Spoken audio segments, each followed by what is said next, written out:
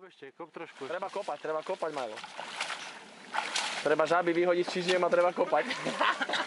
Kokozáta, pijavičky, hady, husenice. Tu mám ďalšiu radu. Máte pojebaný kokot. Majlo, ale ide to dobre, nevzdávaj to. Ti hovorím, že to prepisujem v telefóne. Ešte si... Môžem? Dobrý. Počkaj! Hej!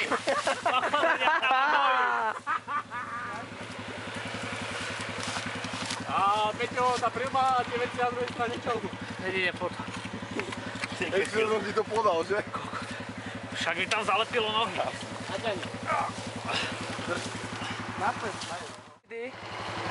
Je ako na Erzbergu, keby si bol, že?